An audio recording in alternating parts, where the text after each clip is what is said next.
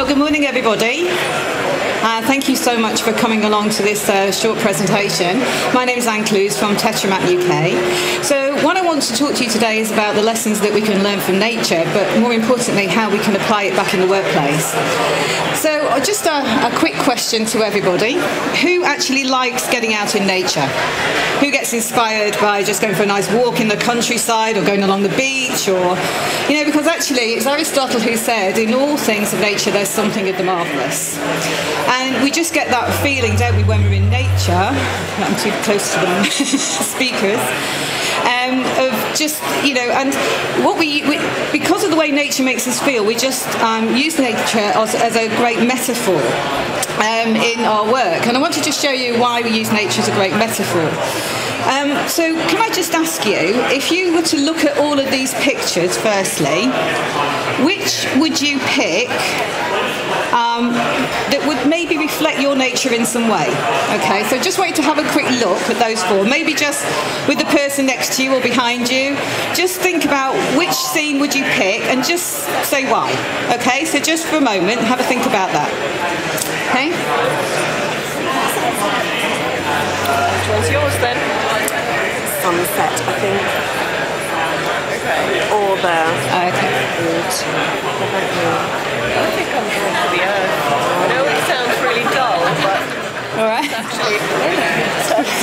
Okay, so did you find that you chose a similar scene, or were you completely different? Different? Same? Different? Okay. And did anybody pick the same scene? Any two pick the same scene? Yeah? Did you have the same reasons, or were they slightly different? Similar reasons, okay.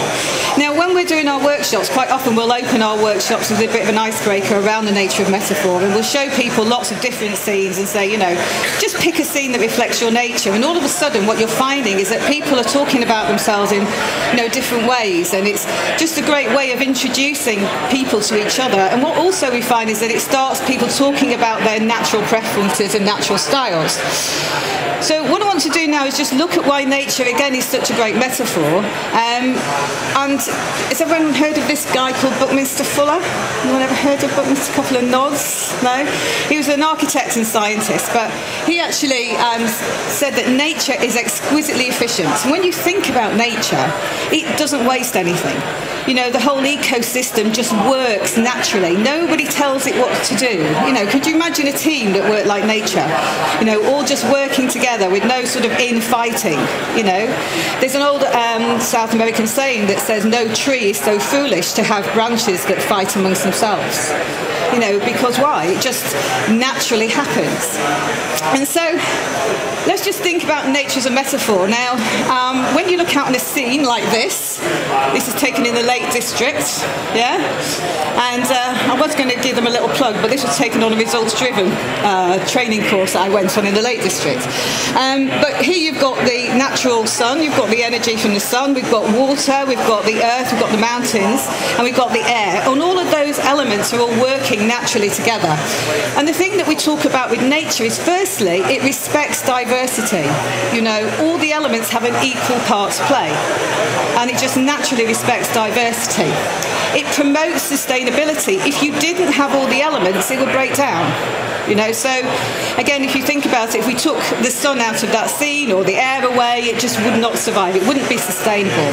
It encourages interdependence. Again, it all works together naturally. No one fights against it. They all happen to just, pull together. And the other thing is that it creates synergy. So when you get all the elements working together, something magical happens. So I just want you to bear that in mind, because we're going to refer that back to our teams and our organisations and think, how can we apply these lessons, to what we do? Okay, now what I'm going to ask you to do, this is the second metaphor that we use. So you will all have, or should have, if you haven't, we've got lots, a tetrascene. All right, this is what we call a tetrascene. All right, so it's going to look like this. And what I want you to do with it, okay, I want you to create a tetrahedron like this. Okay? Ooh. Okay. No prizes for the first one, unfortunately. Okay.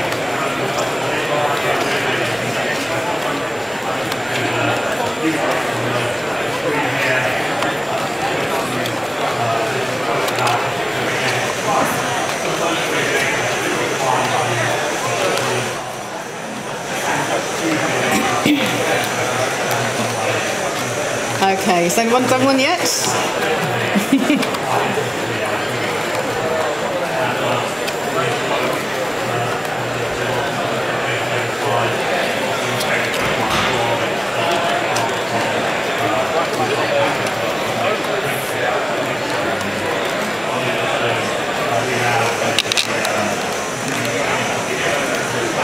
Okay. Now then, at least if you've got one between three to share, that would be good. All right, we have a 30-minute slot. Okay, so if you haven't done yours yet, this is what it should look like. Okay, so when you get your tetrahedron, or you get someone else's to share and have a look at, what I want you to do is think about, what do you notice about it? Again, Buckminster Fuller said this is an incredibly strong shape. It's one of the strongest structures there are, this tetrahedron, all right? So when you look at it, what do you think gives it its strength? What do you notice about it? Anybody? It's triangles, indeed. Anything else? They're equal triangles. Every triangle is equal. Every side is equal. They're all the same size. There's no dominant side. How do you know? What do you notice about the way they're all connected? Do you notice that they're all connected to each other, right? Every side touches the other side. There are no opposites. So if you look at a cube, yeah, you'll notice that it's not quite as structurally strong, whereas this is really structurally strong. And again, this is a fantastic metaphor for looking at the way that, you know, we worked together. You know, if we were more like this, where every side has an equal part to play, there's no dominant side, and also we all worked interdependently, how much stronger would we be? You know, how often in business do we have departments that all work in silos? You know, do you know? So if we were all a bit more like this, we'd have much stronger, more sustainable outcomes. Okay, so those are our two metaphors. Now, what I want to do now is look at how we apply the elements of nature to our natural behaviours and styles. Okay, so we've got earth, air, water, fire, all playing out against each other. So what I want to do now is think about, how do we behave naturally? And so when we talk about, we'll all have our own preferences, and I'm sure you've done lots of psychometric tools in the past and different kind of profiling, but what we do is we talk about preference, and we look about how are we more like this tetrahedron shape, because really we're more like that. We've got all the elements within us, and some will have a higher preference than others. But what we do is how can we use the elements to help us recognise each other's preferences? So let's just think about earth preference. If you think about earth elements, there's, you know, if you think about a mountain, you say earth like a mountain is firm. Okay, so we talk about it being firm. We talk about air. Air like the wind is clear. So if you have an air preference, you tend to see things clearly, or like to. If you're more of a water preference, you tend to be more calm and centred. If you have a fire preference, we talk about fire like the sun is bright. Okay, so we've got firm, clear, calm, bright. Now, people with an earth preference tend to like the facts. All right, so how many of you just tend to like people to give you the facts, don't give me all the waffle, just get to the point? So if you're that kind of an element, you might notice that within you. Air elements tend to be based in logic, all right? So air elements, if you're the sort of person that likes to make sense of the world. How many of you, if things don't stack up and make sense, you find it quite difficult? Yeah, so more of that air preference. Who's quite water? Who's based in feelings? Who has natural feelings and empathy and likes people and, you know, tries to draw teams together? And who filled with possibilities? Who's kind of bright and likes to be creative and, yeah, enjoys that kind of side to work? Okay, so let's just take it a little bit deeper and look at how we all connect with each other, but where conflict may occur. So earth elements, if you've got a strong earth preference, you tend to like facts, as we said before, but they're usually quite decisive people. You know, they are very good at making decisions, they're bold, they don't have a problem with, they tend to be focused on the outcomes of goals targets. So those of you who may recognise earth preference, if you haven't got a good strong goal target to aim for, it can be quite frustrating, yeah? Now the thing is, in business, or when we work with some people like this, when they get under pressure, right, and you might recognise, think about people you work with. Do you know anybody that when they're under pressure gets a little bit like this?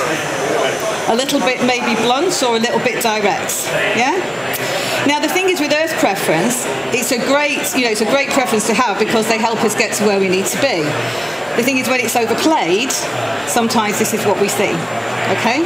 Now if we think about air elements based in logic, if you tend to work in air and you like the air preference, then you're very good at things like quality systems, process checking, that sort of thing. Ask lots of questions, you get people thinking things through. Now to others though, because of this need to understand and get to the detail and the nitty-gritty, under pressure, sometimes those with an air preference can come across as being a little bit critical or a little bit picky with things. Do you know somebody like that who wants to know the ins and outs, and you go with a great idea and they want to know how it works and how much it's going to cost? They've probably got an air preference.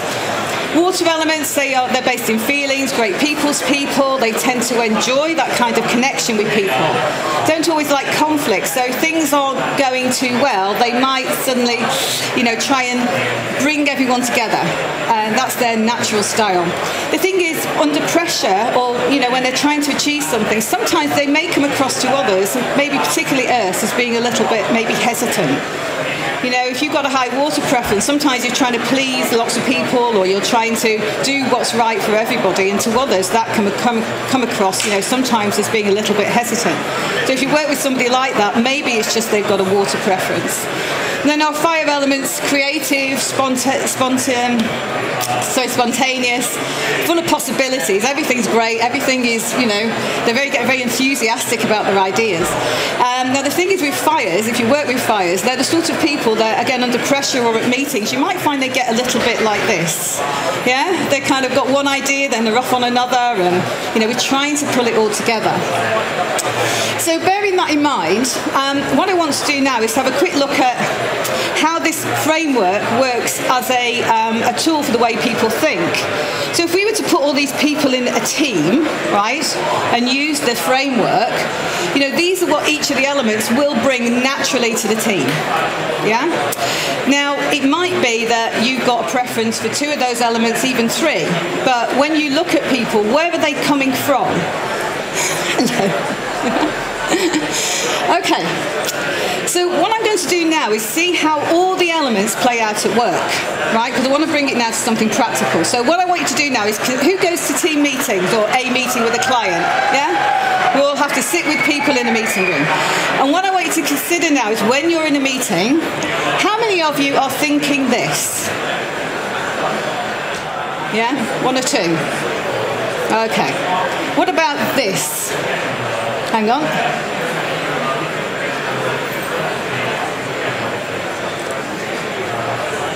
We've got a few people who maybe start to think along those lines. What about this one?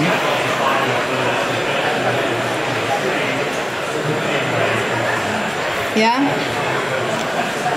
And maybe this one.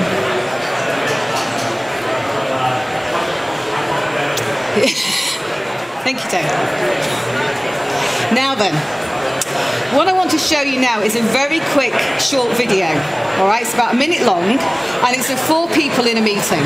All right, and what I want you to do is see if you can identify, just from what we talked about here in a couple of minutes, in the last few minutes, what element they are. Okay, so if the wonders of technology work, we should. Yeah. So just watch this for a minute and see what you think.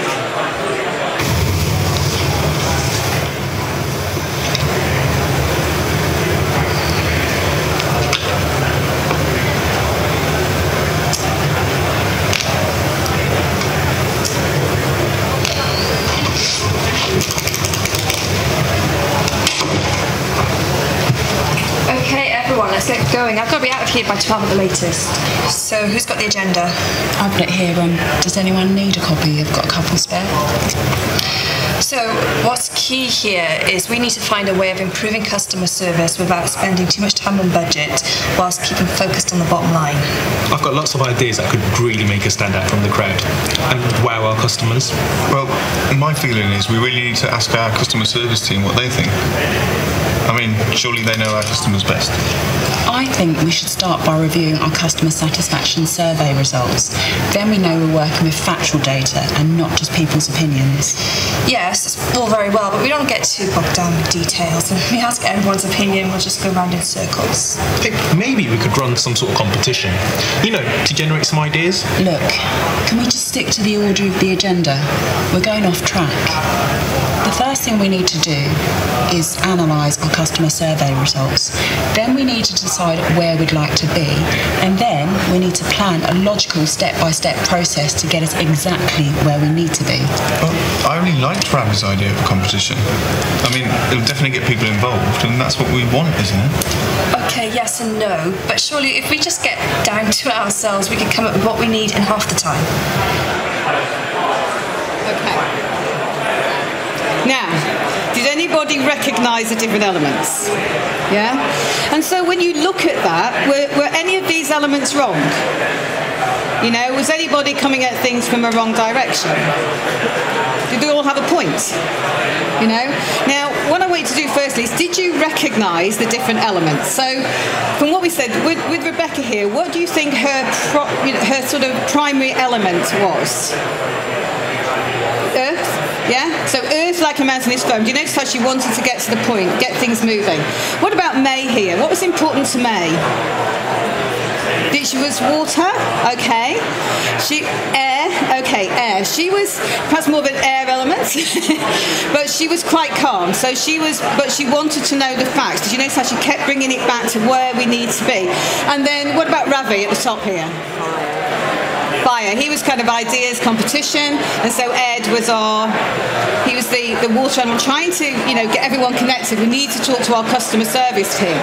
And also what's quite interesting is when you listen to the language, because Ed used words like what I feel is, Rebecca just wanted to get on with it, and so their language, their voice tone, their body language and everything was so reflective of their elemental style. And really this is what we, is the skill really, is to be able to recognise somebody and go, actually I can see their earth energy there, I can see they're coming from an air element, and how do I now adapt my style in order to get in better rapport with them? So when you're facilitating meetings or you're working with others in meetings, if we can start to connect with their elements, we'll get far stronger outcomes. So how do we foster this team cohesion? I'm just going to show you now, this is a bit of a shorter video, but this is the same team. Now they've come together about a week later, right? Now the thing is, they've got a little bit under stress now, all right? Because things haven't gone quite the way they'd hoped things were. So just see what happens when they get under stress. Right, hang on. Right then, so how does everyone think things have been going? Well, the competition's been going really well. People are really enthusiastic about it. I've been trying to pull the data together, but it wasn't really clear to me from the last meeting what you wanted me to do with it. Well, that's really frustrating. Why didn't you say something in the first meeting? Well, we got caught up with other things and different priorities, and then we ran out of time. Okay, let's stop blaming each other. I mean, people are working really hard here. Working hard on the wrong things. Well, why don't we talk about what's been going well? There must be something. Well, I've done the budget and got it approved, and as I see it, what we need now is a clear set of objectives. You do realise that the leadership team would have expected us to move on faster and have something concrete to present? Well, before we take any big recommendations to the leadership team, do you not think we should consider how it's going to affect our teams? Also the changes to our systems and processes. No one ever thinks about that. Surely that's something we can work on later. Let's just get things moving on. Anyone want a coffee? Okay. Now, how many of you have been to meetings where we start to see that kind of conflict? Yeah, we start to see people getting frustrated and what we call going below the line. We start to see these below the line behaviours. And so what happens with the elements when they get under stress is that we start to see that they overplay something, but they neglect something. So if you looked at Rebecca, she started to get really demanding and wanted to get to the end. And she really didn't have much concern for the feelings of the people around her. May really wanted to get down to the detail, and she was very frustrated that she didn't know what to do with the data. Ed was getting quite stressed, and he was trying to bring everyone back together. Come on, let's not go blaming each other. Let's try and get things working together. And then, of course, Ravi just got distracted, and really, he just wanted the positivity. Things were getting stale. He wanted to know what was going well. And again, what we've got to think about is how the different elements, behave when we get under stress, and what can we do to start to bring teams together better and, to work more cohesively. And so really what I want to do is just in summary is get us thinking about these lessons from nature and what we can do understanding the elements. And once we understand the elements, what we'll say is start with yourself first. Because if we understand our natural preferences, then we can start to understand how we can impact on others, right? So what is our impact on others? And we need to take responsibility for our behaviour. That's the first thing. And secondly, when we do interact with others, what do we notice about them? Do we notice from which element they're coming from? Are they coming from an earth, air or water, fire preference? And the thing is, they may come from one or two, yeah? But what we need to be able to do is recognise that and be able to connect with them in that element, because that way we'll get a much stronger outcome. So those are the key lessons, and I would say that firstly is celebrate who you are. There's no right, there's no wrong. We're all our natural, unique selves. So the first thing is, because quite often when we do, TetraMap, people say, oh, is that good? Is that, I'm an earth fire, is that good? Or is that bad? And immediately people want to know. And the thing is, there is no right, wrong. Just like that, tetrahedron shape, we're a mix of all those elements. There's no right or wrong, and we're strong because of it. But each of us is a unique combination. And what I would say to you is enjoy being in your element. Do you know that phrase, when you're in your element? How does it feel when you're in your element? It's great, isn't it? Things are easy, we're just working easily, what we're doing, we're enjoying it, and actually we're very good at it. And so the thing is, I always say, recognise when you're in your element and be it. But having said that, there's probably some elements there that you just really isn't your preference. You might not like working with detail, some of you might not be very creative. It doesn't mean it's a weakness, it just means it's not a preference. And so what you need to be able to do is raise that element when you need to, but don't spend too long in it, because eventually it will get quite stressful. Yeah, so it's knowing when you're in your element and enjoy that, but knowing how to raise your other lower elements when you need to, and take responsibility for your own behaviour and the impact it has on others. But also looking at using that framework as a way of viewing multiple perspectives, because if you're a leader of a team or a coach or a manager, or you have to give presentations, unless you actually connect with all the elements, you're not going to have a strong outcome. So what we tend to do is say, look at that framework, earth, air, water, fire, and the next time you have to prepare a presentation or a piece of written communication, just think about, what do the earth elements want to hear from me? What do the airs, the waters and the fires want to hear? And if you're speaking, how do they want to hear it? How do I make sure that in some way I reach out and touch all the elements? Okay, and it's a really good framework to use. And, I would encourage you now, we're just going to finish off with having what we call our tetra thoughts, all right? And so tetra thoughts, again, when we reflect on something, do we reflect on it from the four elements? So some people are very action oriented, so immediately they'll be going, right, what I must do is this. There'll be some of you now going, right, I must do this, or this is what I'm going to do next. And you'll have that, it could be which stand you're going to next, or what you want to get out of the show, but you'll have that clear goal and target. Now, some of you, when you reflect on things, you think, what did I learn there? What did I understand? What am I now clear about?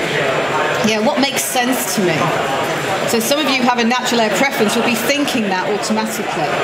And then if you're high on water, you'll be thinking very naturally, how does that make me feel? What do I get out of that?